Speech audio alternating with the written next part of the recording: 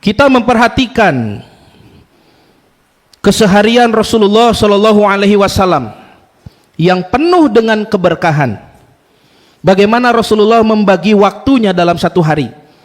Tentu beliau tidak menggunakan jam mekanik seperti kita ini, Pak, karena belum ada waktu itu. Tapi Rasulullah Shallallahu Alaihi Wasallam, kata para ulama, selalu bersikap kepada waktu itu adalah sesuatu yang sakral. Waktu itu sesuatu yang sakral, bukan hanya sekedar potongan detik per detik terus, ya. Tidak. Rasulullah Shallallahu Alaihi Wasallam ketika mendengar ada orang yang mencaci waktu, Nabi mengatakan, la tasubbu dahro, jangan kalian mencaci waktu, fa innallaha huwa dahro, karena Allah sesungguhnya yang menciptakan waktu. Bagaimana Rasulullah membagi waktunya? Rasulullah Shallallahu Alaihi Wasallam tentu saja menggunakan kalender hijriah, Pak. Meskipun waktu itu di zaman beliau belum dihitung sebagai tahun dengan angka. Tahun belum ada, karena yang membuat kalender adalah Umar bin Khattab di masa kekhalifahannya. Jadi Nabi menyebut tahun itu dengan kejadian fenomenal di tahun tersebut. Makanya apabila ditanya kapan Nabi lahir, yang muncul bukan tahun, Pak, di hijriah. Yang muncul malah kata gajah, amul fil, tahun gajah. Itu jadi patokan terus sampai ada kejadian hebat berikutnya. Kejadian hebat berikutnya itu adalah amul bi'tsah, tahun diutus, kejadian Gua Hiro. Nanti ada amul huzni, tahun kesedihan. Ada amul amri, tahun diperintah. Ya, banyak. Jadi tahun belum disebut dengan angka. Tapi Nabi Shallallahu Alaihi Wasallam juga mengenal bulan yang kita kenal sekarang ini, dipakai terus berputar. Nabi juga mengenal adanya pekan. Tadi Nabi menyebutnya dengan istilah Jumu'ah, bukan minggu. Nabi menyebutnya Jumu'ah, satu Jumat begitu. Dan Nabi mengenal ada hari, yaum, dan Nabi mengenal ada jam. Tadi Nabi menyebutnya sa'ah. Kita artikan di zaman sekarang jam. Kalau di zaman Nabi, sa'ah itu ya sesaat, satu momen. Berarti apabila kalender hijriah yang digunakan berdasarkan peredaran bulan, kalender lunar, maka perpindahan hari itu terjadi di waktu maghrib. Artinya Bapak, kita semua amal soleh kita dalam catatan malaikat dalam satu hari itu, yang pertama adalah sholat maghrib. Kata para ulama, 1 jam pertama Rasulullah itu dari maghrib sampai isya, itu 1 sa'ah. Apa yang kita isi dari maghrib sampai isya? Macam-macam. Ada yang mengaji, ada yang membaca buku, ada yang pulang ke rumah makan, ada yang ngobrol. Atau kita isi dengan sesuatu yang melalaikan, nonton TV, atau kita isi dengan scrolling HP misalkan.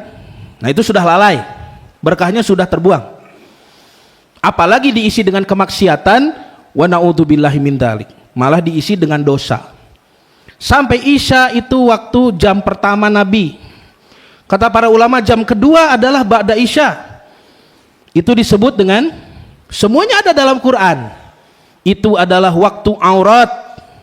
Allah sebutkan di surah An-Nur ada 3 waktu aurat, 1 ba'da isya, 2 sebelum subuh, 3 ba'da duhur. Itu waktu aurat. Bagaimana adabnya? Karena dalam Islam mempelajari waktu adalah mempelajari adab di waktu itu.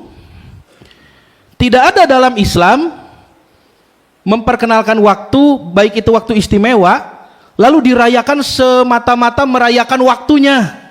Tidak ada. Di Islam kita diberi waktu-waktu istimewa adalah supaya kita beramal solih di waktu itu, Pak. Apa adabnya? Contoh tadi maghrib. Apa adabnya maghrib? Nabi mengatakan apabila datang waktu maghrib, maka masukkanlah istrimu dan anak-anakmu ke dalam rumah. Tutuplah pintu rumahmu, tutup jendelamu, tutup persediaan airmu, karena setan bertambah kuat dan kamu pergi ke masjid melaksanakan sholat maghrib memohon perlindungan. Itu adab di waktu maghrib. Jam kedua waktu aurat, apa adabnya? Masuk kamar kan? Allah sebutkan di surah An-Nur, bapak ibu masuk ke kamar yang hanya bisa dimasuki oleh bapak dan ibu. Sampai anak kandung saja di waktu aurat itu harus minta izin, tidak boleh seenaknya masuk. Kamar suami istri itu dalam Quran disebut Al-Hujurat, makanya ada surah Al-Hujurat, surah kamar-kamar. Kenapa disebut hujurat, Pak? Dari kata hijar, artinya batu. Karena kamar bapak dan ibu itu keras dan sulit ditembus seperti batu. Maka jam ketiga adalah waktunya tidur. Bagaimana adabnya tidur? Nabi ambil air wudu, membaringkan badan ke sebelah kanan, membaca surah-surah tertentu, dan membaca doa mau tidur.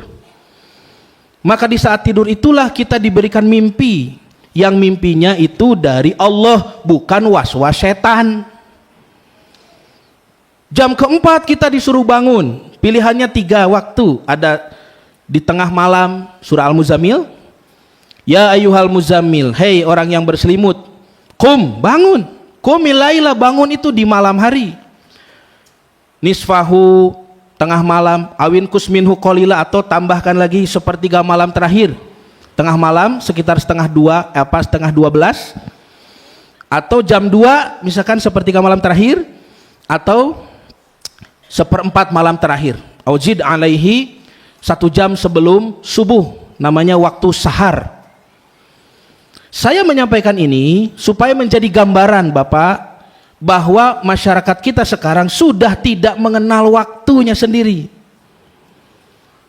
Kita sudah sebutkan tadi dari maghrib sampai subuh saja nih, setengah hari. Gak usah nanti dari subuh masih panjang, sampai duhur, sampai asar, maghrib masih panjang itu. Setengah hari saja, berapa banyak manusia yang tidak paham. Jangankan adabnya, amal solehnya, waktunya saja tidak paham. Berapa orang di luar sana yang paham waktu sahar itu apa?